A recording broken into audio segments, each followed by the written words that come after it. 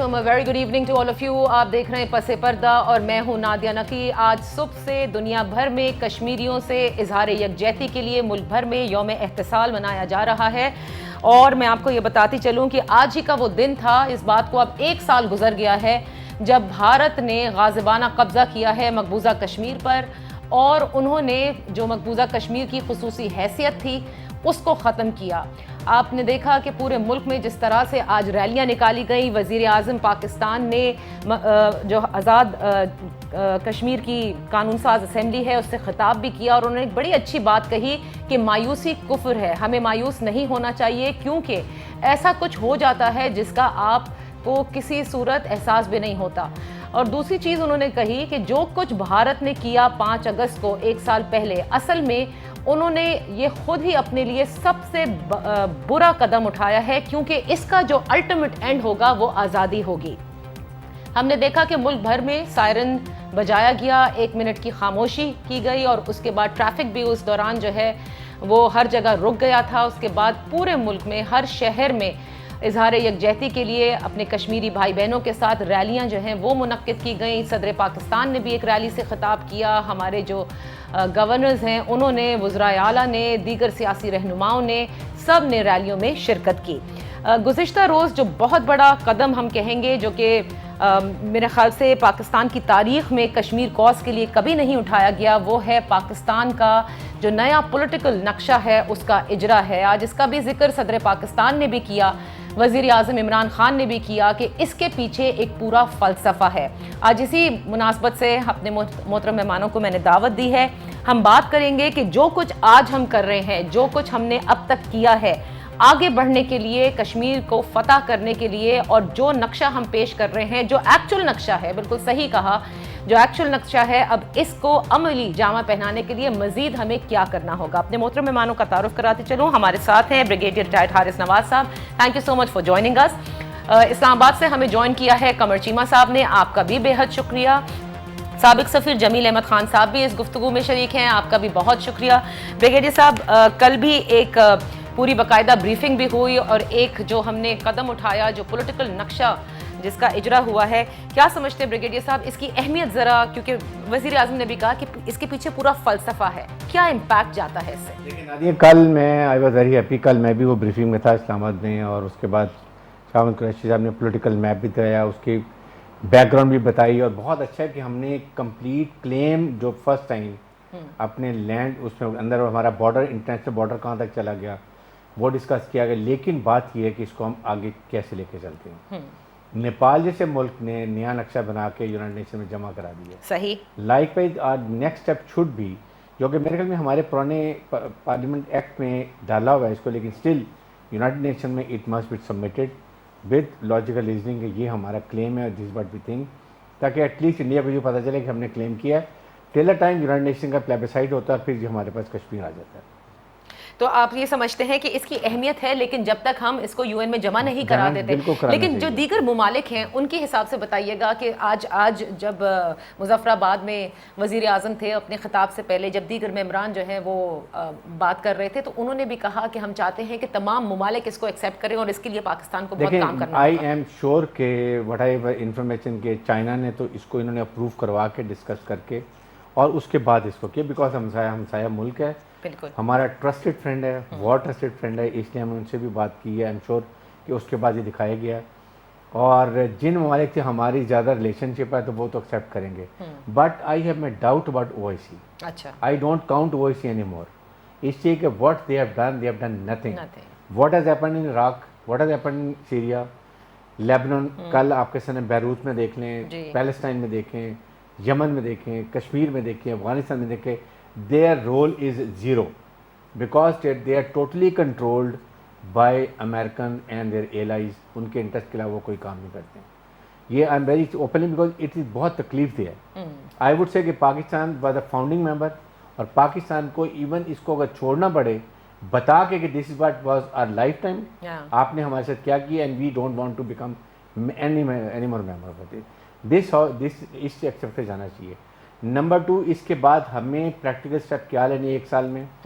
जो इंडिया ने सोचा होगा ये अनाउंस 370 और उसको एब्रोगेट करने से पहले कि पाकिस्तान ये 6 स्टेप लेगा, पाकिस्तान ने मेरे ख्याल में 6 स्टेप भी नहीं लिए, 4 स्टेप ही लिए हैं, और वो इसलिए आगे से आगे बढ़ते जा रहे हैं और हम बैकफुट पे आते जा रहे हैं। पीस पीस पीस पीस, एक लिमिट है पीस की। ओह, तो अच्छा, इस पे ज़रा बात कर लेते हैं कि आगे इसको कैसे बढ़ाना है। ज़रा ओपनिंग रिमार्क्स में ले लूँ पहले।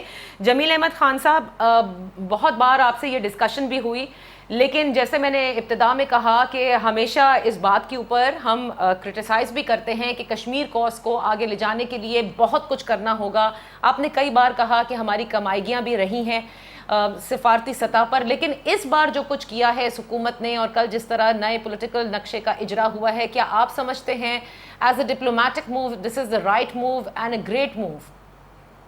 No, I would say it's a political move, and political move is a very good political move. सताइश बात है कि इतनी स्ट्रॉन्ग तरीके से ये पॉलिटिकल मूव हुआ है। लेकिन डिप्लोमेसी है क्या?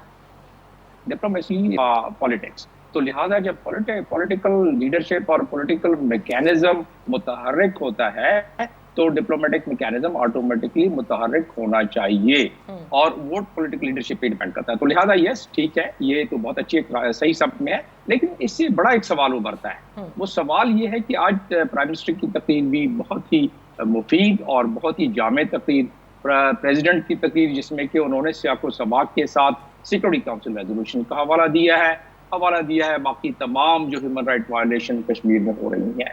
उसके साथ साथ अगर थोड़ा सा इसका भी जिक्र उस सियाको सबाक में अगर ये भी शामिल कर दिया जाता जिसमें कि बड़ी मजबूती और मरबूती आ जाती, और साथ में अपने सफारतखानों को कहते कि जितना हम कर रहे हैं इससे 10% आप भी कर लो, और खास तौर पे जो बड़े ममालिक में सफारतखाने हैं हमारे 15%, 20% तक भी अगर आप कर लो जितना कि पाकिस्तान में हम कर रहे हैं, तो उसमें फिर हमें अहदाफ जो हम चाहते हैं वो हासिल हो जाते हैं। अच्छा। अब रहा सवाल इसमें पैदा ये जी।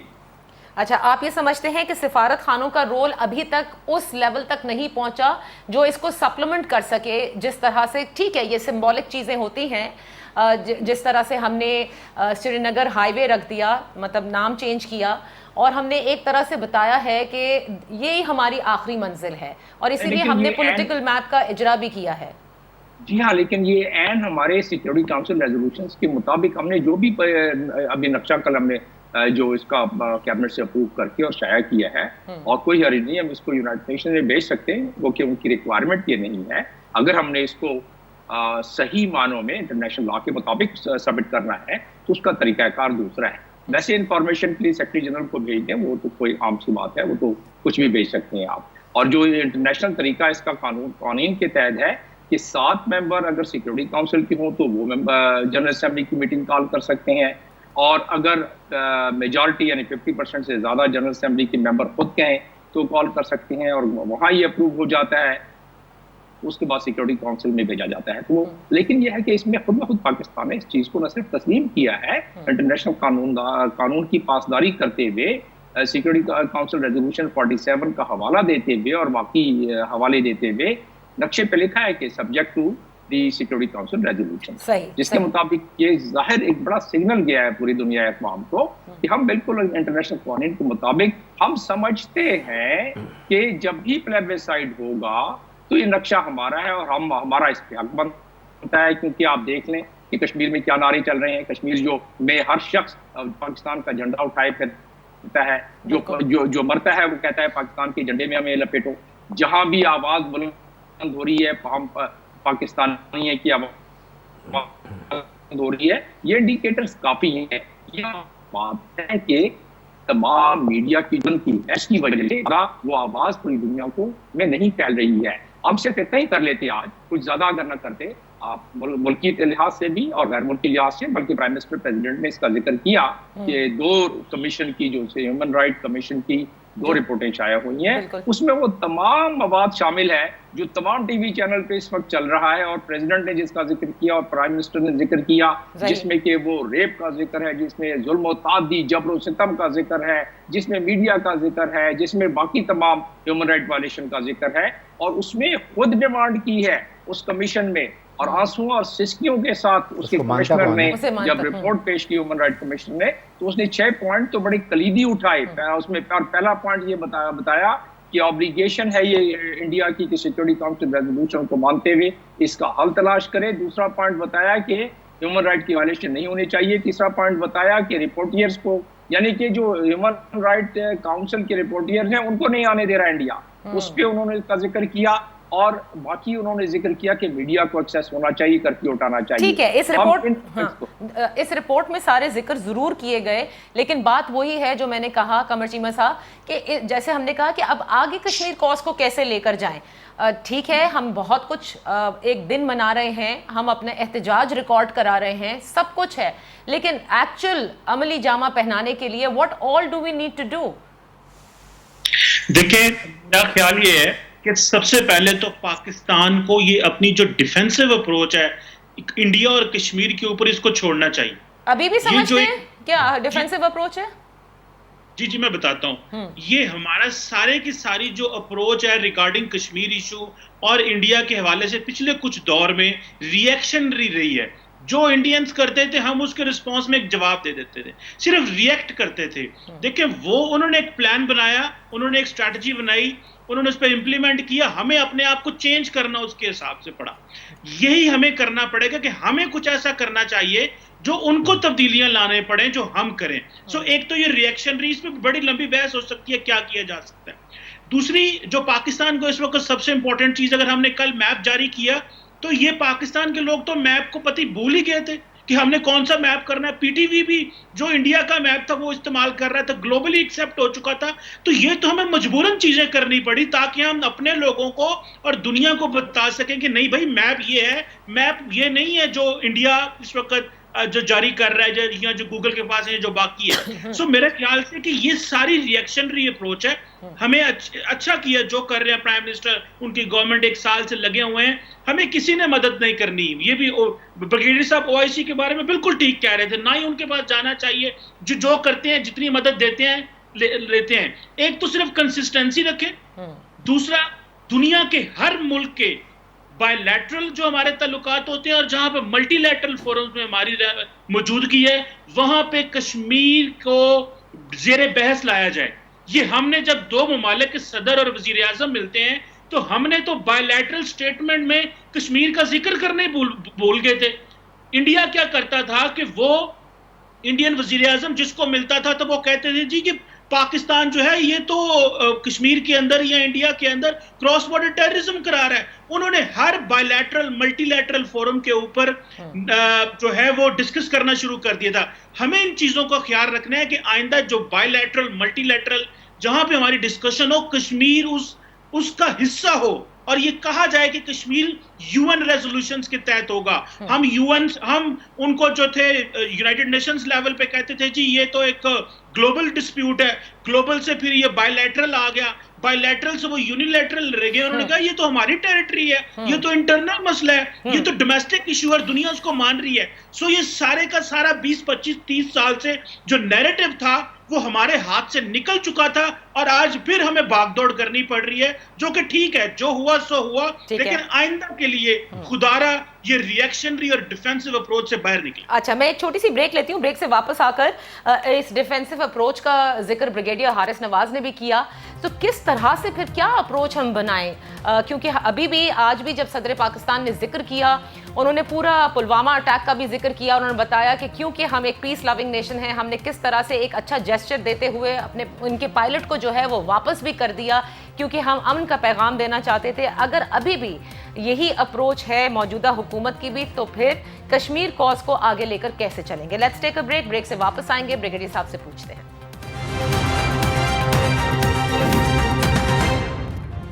Welcome back. आज दिन मनाया जा रहा है कश्मीरियों के साथ यकजहती के इजहार के लिए, और इसी मुनासबत से आज हमारा ये डिस्कशन भी है। कमर चीमा हैं, ब्रिगेडियर हारिस नवाज हैं हमारे साथ, और साबिक सफीर जमील अहमद खान साहब भी हैं। ब्रिगेडियर साहब, आपने कहा कि अप्रोच जो है वो डिफरेंट होगी।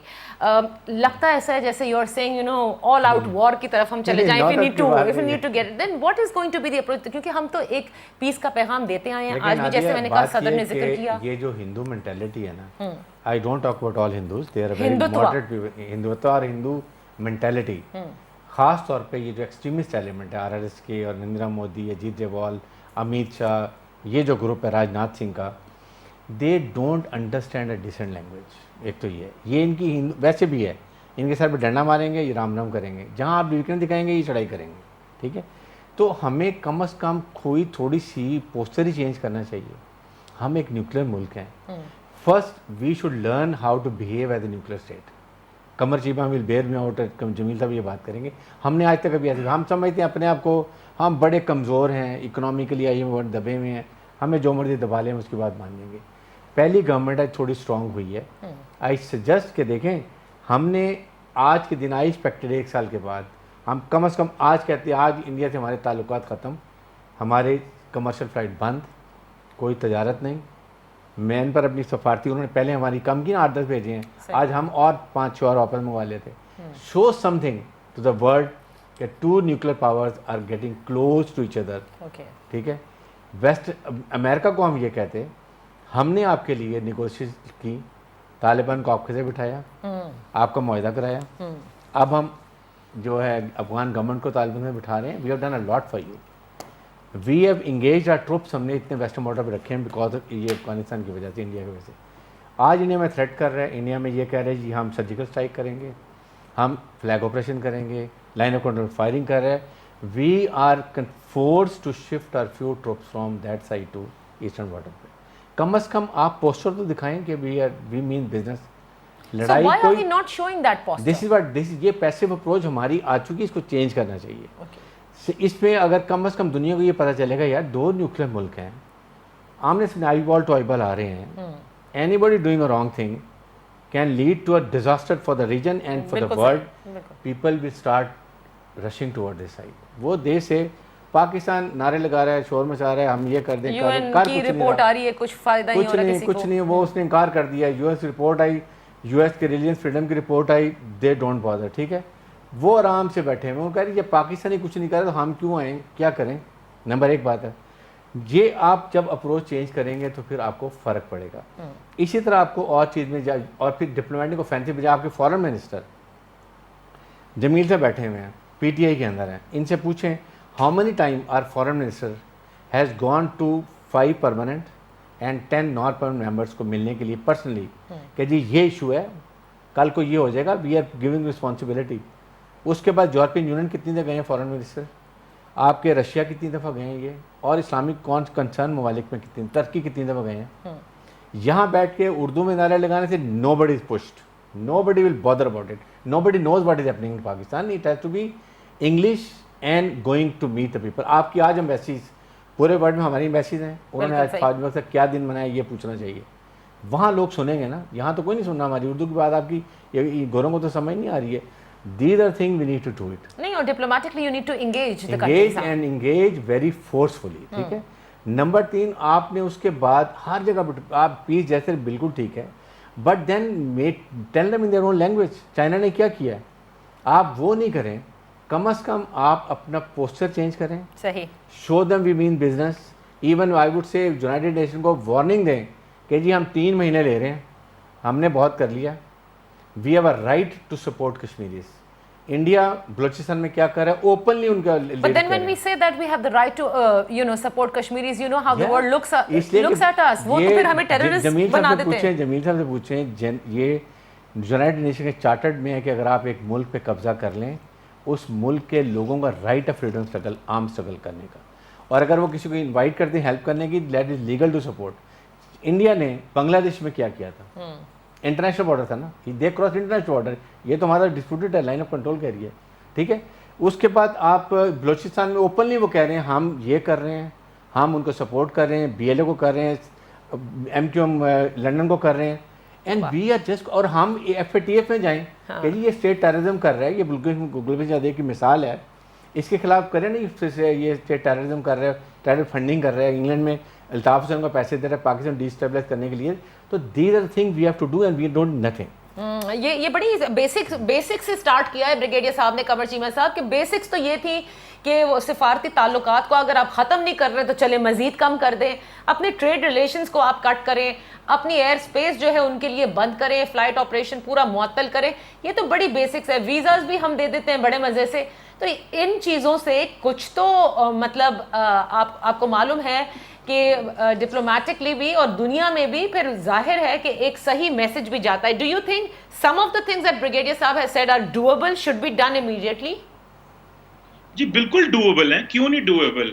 देखें, आपको कुछ मेडिसिन चाहिए होती हैं, आपको पता है कि वो भारत से आती हैं, लेकिन हमारे पास कोई ऑल्टरनेट ही नहीं है, तो ये फिर किसका कसूर है? ये तो आपके लोगों ने सोचना है जो सिस्टम में बैठे हुए हैं। हमने जैसे ही हालात खराब हुए, ट्रेड बंद की, 2 माह बाद, हमें 30 दिन नहीं गुजरे, हमने फिर दोबारा उनसे मेडिसिन मांगनी शुरू कर दी, क्योंकि यहाँ पे वो मेडिसिन मौजूद तो ही नहीं दुनिया में है। बाकी तो मेडिसिन की बात मैं है तो कह रही हूँ कि दुनिया में सिर्फ इंडिया में तो नहीं है ना, कहीं और भी है वही मेडिसिन। सुने, मैं जस्ट मेरी बात तो सुन लेना। देखिए, मैं सिर्फ एक बात बता रहा हूँ। उन्होंने 30 बंदे वापस बुला लिए, उन्होंने कहा जी 50 बंदे हम वापस बुला रहे हैं, हमने भी बुला लिए। ये रिएक्शनरी अप्रोच है जिसको हम पहले जिक्र कर रहे हैं। और हाँ, फॉरेन ऑफिस के लेवल पे मैं बता दूं, इस वक्त पाकिस्तान की तमाम एम्बेसीज में ग्लोबली हर जगह, मैं इत्तेफाक से अभी आधा घंटा बाद जो पाकिस्तान की एम्बेसी साउथ अफ्रीका प्रिटोरिया में, वहां पे एक वेबिनार में बात करने वाला हूं, अभी से थोड़ी देर बाद। पूरी दुनिया में पाकिस्तानी एम्बेसीज काम कर रही हैं।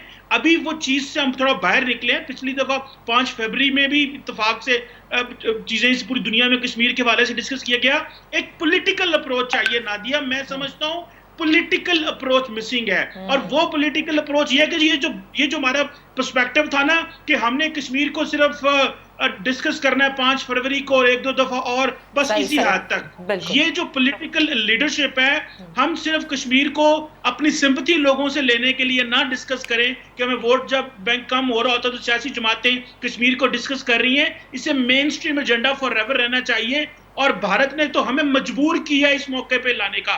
ये हमारा कमाल नहीं है, ये भारत का कमाल है कि वो हमें इधर लेके आए कि हम आज बहस कर रहे हैं। सो लिहाजा अगले 20-25 साल की बना ले, अप्रोच बना ले, क्योंकि इंडिया तो अब हिंदू रियासत बन गया है। India is no more secular state. 16वीं सदी की मस्जिद के ऊपर आज मंदिर खड़ा कर दिया, और भारत को 2014 के बाद पता चला है कि इनको तो हिंदू स्टेट बनना था, ये गलती से सेकुलर स्टेट बन गए। सो मेरा ख्याल है यहां से सोचें कि अगले 25 साल भारत के लिए क्या अप्रोच होनी चाहिए। जी, आप भी यही समझते हैं, अग्री करते हैं मेरे दोनों मेहमानों से, जमील अहमद साहब? लेकिन उसके साथ मैं थोड़ा सा आपको हवाला भी दे दूं कि क्यों दोनों मेहमान जो कह रहे हैं वो डूएबल हैं, और उसमें थोड़ा सा एग्रेसिव पोस्चर भी डूएबल है, और बिल्कुल बैनुल-अक़वामी क़वानीन के तहत है कि अब इस इंटरनेशनल कम्युनिटी में रह रहे हैं और वहाँ के कुछ कायदे क़वानीन हैं जिसको कि फॉलो करना भी एक लाजिम अमर है। और अगर अब जो नहीं करता है फॉलो, वो इतना मजबूत होता है। अमेरिका ने नहीं किया, लेकिन वो नेटो के प्लेटफॉर्म से किया। आपके पास OIC का प्लेटफॉर्म है, आपने कमेंट सुन लिए ब्रिगेडियर हारिस के, जो कि दुरुस्त है कि नेटो OIC ने क्या किया और किस मसले में कितनी मदद की, चाहे पैलेस्टीन हो या कश्मीर हो या इराक हो या सीरिया हो। तो उस लिहाज से वो डिपेंड करता है कि आपके पास प्लेटफॉर्म कौन सा अवेलेबल है, और लीगल इंस्ट्रूमेंट जो आपके पास है वो जनरल असेंबली का एक रेजोल्यूशन है, वो है 2649। मैंने पहले भी गलबन हवाला दिया होगा किसी प्रोग्राम में। उसकी डिबेट पे बहुत क्लियरली दिया हुआ है कि जहां भी आके खुद इरादियत की तहरीक चल रही हो, उसके लिए दुनिया अक़वाम जहां से वो चाहें मदद सीख कर सकते हैं, और दुनिया अक़वाम यानी मेंबर नेशंस अगर वो मदद करना चाहें तो न सिर्फ वो सियासी और सफारती बल्कि वो मटीरियल मदद भी कर सकते हैं। उस मटीरियल मदद को आप इंटरप्रेट करें, और इंटरप्रेट करके थोड़ा सा उस अंदाज में आप आगे जाएं। फिर जो उस पर मैंने आपसे चंद लम्हे पहले बात की कि ये कुछ वक्त आगे आने वाला है जिसमें कि आप देखेंगे कि कश्मीरी अब जब उनको अपनी जान की परवाह नहीं है, और एक सेल्फ ग्रोन वहाँ तहरीक इतनी आगे बढ़ चुकी है, और जबकि उनको दीवार से लगा दिया गया है, जबकि 365 दिन आज गुजर चुके हैं, तो उस सूरत में जब वो रिटेलिएट करेंगे और यहाँ से पाकिस्तानी अक़वाम मुत्तहिदा की चार्टर के आर्टिकल 51 के तहत, ओबामा में हमने एक चांस मिस कर दिया, ये इसमें पुलवामा में जब वो हुआ था तो पाकिस्तान के पास यूनाइटेड नेशन चार्टर के तहत हक था कि वो उसका रिटेलिएट करते जब तक ये सिक्योरिटी काउंसिल दोबारा अपना इजलास बुला के मना न करती या कोई लाएअमल तैयार न करती। तो हमें India daily cause of action दे रहा है। आज भी इंडिया ने लाइन ऑफ कंट्रोल की खिलाफ वर्जी की है, और एक आदमी हमारा शहीद किया है और जख्मी किए हैं। तो लिहाजा वो डेली हमें चांस दे रहा है। अगर ये चांस देता है तो अक़वाम मुत्तहिदा के आर्टिकल है 51, उस 51 के तहत हर उस मुल्क को ये हक हासिल है कि अगर उस पर हमला किया जाए तो आप लाइन ऑफ कंट्रोल की वायलेशन, जब हमारा आदमी शहीद हो गया तो हम इस पर हम इसको हमला समझेंगे, और वो अक़वाम मुत्तहिदा का 51 आर्टिकल को इन्वोक करके अब रिटेलिएट कर सकते हैं। जब हमने इधर से रिटेलिएट किया और हमारे कश्मीरी अवाम ने और हमने भी रिटेलिएट किया मिलके, तो वहां से जो इंडिया से कश्मीरी अवाम उठ के करेंगे तो आप देखेंगे सैंडविच बन जाएंगे वहां के, चाहे वो 8 लाख फौज हो या उससे ज्यादा फौज हो। अच्छा। क्योंकि हमें भी कोई कमजोरी हमें नहीं है वो। तो एक तो चीज हमें ये करना चाहिए। दूसरा, प्राइम मिनिस्टर ने जनरल असेंबली में लास्ट ईयर जो तकरीर की थी, बहुत ही मजबूत और मुस्तहकम तकरीर की थी, दबंग तकरीर की थी, जिसको सादा अल्फाज में आपके नाजरीन के लिए बयान किया जाए। और वो तमाम के पॉइंट्स जो है उसमें, उन पॉइंट्स में एक पॉइंट पर भी अभी तक अमल नहीं हुआ है। इतनी हठधर्मी इंडिया दिखला रहा है। सही। और प्राइम मिनिस्टर ने बिल्कुल क्लियर बता दिया था कि 2 न्यूक्लियर ताकतें जो है eyeball to eyeball उधर बैठ खड़ी हुई हैं और दुनिया इस डिजास्टर का तस्वर नहीं कर सकती है अगर इस मामले को इंटरवीन दुनिया ने नहीं किया। और इसी तरह उन्होंने नाजीज्म का जिक्र किया, इसी तरह उन्होंने तमाम बाकी बातों का जिक्र किया, एट्रॉसिटीज का जिक्र किया। ये तमाम चीजें हमारे जो सफारतखानों को भी जाने चाहिए थे कि प्राइम मिनिस्टर ने ये तकलीफ की है, इसके मुताबिक ये स्ट्रेटेजी है। आप सेमिनार करें, सिंपोजियम करें, ट्रेडिशनल डिप्लोमेसी करें, पब्लिक डिप्लोमेसी करें, लीगल डिप्लोमेसी करें और दुनिया अक़वाम को बताएं। और बिल्कुल सही कि बहुत सारी चीजें हैं जो अभी भी करने की जाहिर है जरूरत है। मैं जरा ब्रेक ले लूं, जब ब्रेक से वापस आऊंगी तो डोनाल्ड ट्रंप जो अमेरिकी सदर हैं, उन्होंने एक मरतबा नहीं बल्कि 2 मरतबा सालसी के किरदार का कहा। आज उसका जिक्र वजीर आजम पाकिस्तान ने भी किया। इस पर बात कर लेते हैं कि आया डोनाल्ड ट्रंप ने किसी किस्म की कोई सीरियसनेस दिखाई, और अगर उन्होंने ये कह दिया तो हम उनको किस तरह से इस पर कायल कर सकते हैं या हमें उस पर उनसे बात करने की जरूरत नहीं। Let's take a break. Break से वापस आते हैं, ब्रिगेडियर साहब से इस हवाले से बात करेंगे।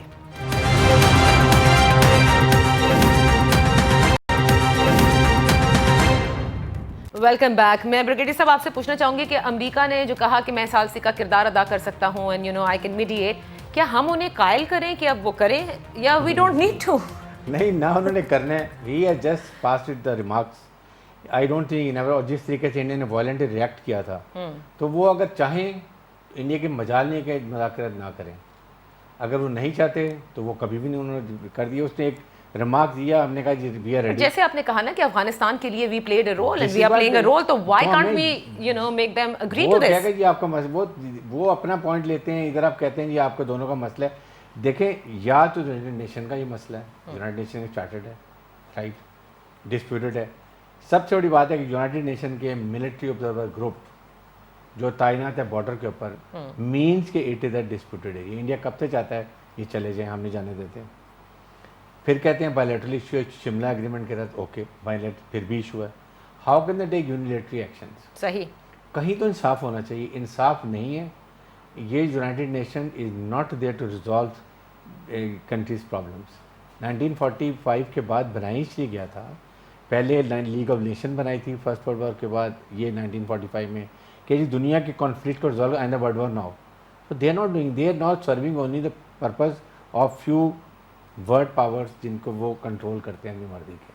Otherwise how can United Nation के चार्टर्ड पे अप्रूव रेजोल्यूशन है और एक मुल्क उस पर कब्जा कर ले और दूसरा मुल्क भीख मांगता फिर रहा है। सही बात है। You are a nuclear country, behave like a neutral country. This is my reply. अच्छा, आपका रिप्लाई ये है। कमर चीमा साहब, मैं आपकी तरफ आऊँगी। ये जो जैसे आज भी मकबूजा कश्मीर में कर्फ्यू का निफाज था और अभी इंडिजिनस मूवमेंट की भी बात हुई कि जितनी बर्दाश्त इन कश्मीरियों में है और जिस तहरीक के साथ ये आगे बढ़ रहे हैं, अब उनको फ़र्क नहीं पड़ता कि कितना खून क्योंकि वो दे चुके हैं इस तहरीक के लिए। आज भी ये कहा गया कि जो कुछ 1 साल पहले किया भारतीय सरकार ने, मोदी ने, वो एक्चुअली इंडिया ने अपनी तबाही का आगाज कर दिया है। क्या हम इसी को देखकर ये सोच करके बैठ जाएं कि अब तबाही खुद ही हो जाएगी?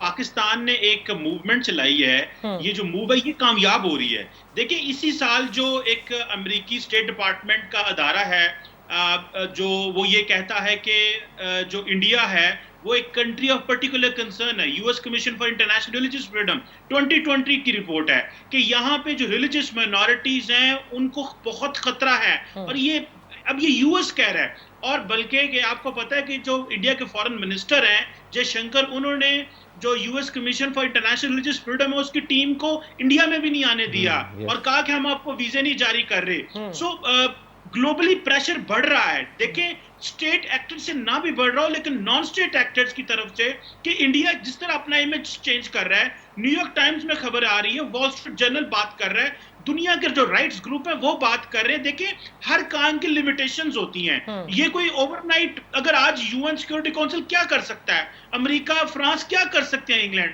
देखिए आपने एक मूव चलानी होती है, अगर उसमें कंसिस्टेंसी रहे, आप खड़े रहे, लोगों को मोबिलाइज करते रहे, तो इसका ये नहीं है कि इंडिया को असर नहीं पड़ेगा। आज से डाउन द लाइन 2 साल बाद, 3 साल बाद, 4 साल बाद उनको ये फर्क पड़ेगा, और कल को नई गवर्नमेंट आती है इंडिया में और वो सारे प्रोसेस को जब रिवर्स करेगी तो ये किसकी नालायकी होगी? ये बताया जाएगा कि इंडिया की पिछली गवर्नमेंट ने गलत किया था, और एक प्रेशर पड़ेगा इंडिया के ऊपर, क्योंकि जो भी तब्दीलियां वो लेके आ रहे हैं, जिस तरह मुसलमानों को जो प्रोसिक्यूट किया जा रहा है, जो राइट्स ग्रुप बोल रहे हैं, तो मैं समझता हूं कि प्रेशर बढ़ रहा है, और आइंदा आने वालों में अगर कंसिस्टेंसी हमारी रही तो प्रेशर बढ़ेगा। इस कंसिस्टेंसी को मौजूदा हुकूमत ने जिस तरह से इसको टेकअप किया है जमील अहमद साहब, और जिस तरह से आज कश्मीरी डायस्पोरा का भी जिक्र किया गया, मजीद एक्टिविटी रहेगी, और जिस तरह से कमर चीमा साहब भी कह रहे हैं, तो आप समझते हैं कि then we can build that narrative and we can still catch on that bus that we have missed actually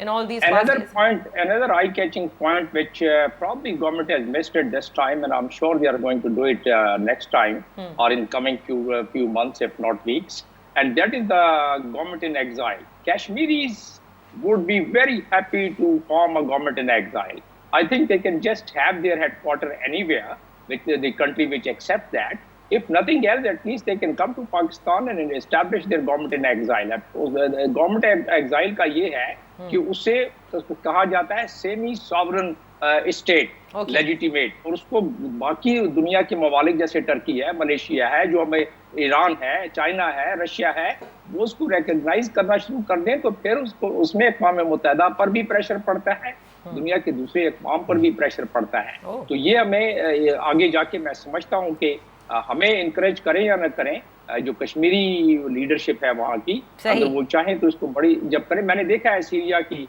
exile government, और मैंने देखा है एग्जाइल गवर्नमेंट जो ईस्ट तिमोर की थी, और उसके अलावा और भी मिसालें इसकी हैं मौजूद। उसका बहुत फर्क पड़ता है डिप्लोमेटिकली भी, और उसमें फिर पाकिस्तान को आर्टिकल 2649 को इन्वोक करने में ज्यादा आसानी हो जाएगी, क्योंकि वो एग्जाइल गवर्नमेंट फिर अपनी मदद के लिए बाकी गवर्नमेंट से, बाकी ममालिक से मदद ज्यादा मजबूत तरीके से मांग सकती है। मैं आपको जो बता रहा हूँ, जो हमारी वीकनेस है वो लीगल डिप्लोमेसी की है, और आज जो मैंने आपको ज्यादातर साइटेशंस दी हैं, ज्यादातर रेफरेंसेस दी हैं, वो मेरा हवाला लीगल डिप्लोमेसी के हवाले से है, जिसपे कि हमारी जो कमी रही है और खामी रही है और कमाईगी रही है, वो इस मामले में ज्यादा रही है। बहुत बहुत शुक्रिया। अनफॉर्चुनेटली वक्त खत्म हो रहा है। मेरे तीनों मेहमान ये कहते हैं कि कंसिस्टेंट पॉलिसी, एक अपने पोस्चर को चेंज करना, डिफेंसिव अप्रोच को छोड़ना, ये वो चीज़ें हैं जिससे हम दुनिया को बावर करा सकते हैं कि कश्मीर में जिस किस्म से भारत ने गाज़िबाना कब्जा किया है, जिस तरह से ह्यूमन राइट्स वायोलेशन हो रही हैं, उस पर आलमी दुनिया को अब एक्शन लेना होगा। भारत को इस मसले को बिल्कुल हल करना होगा, यूएन को अपना किरदार अदा करना होगा। आज के दिन की मुनासबत से आप सब लोगों, तीनों मेहमानों का शुक्रिया अदा करते हुए इंशाल्लाह फिर आपकी खिदमत में हाजिर होंगे। अपना ख्याल रखिएगा। अल्लाह हाफिज़।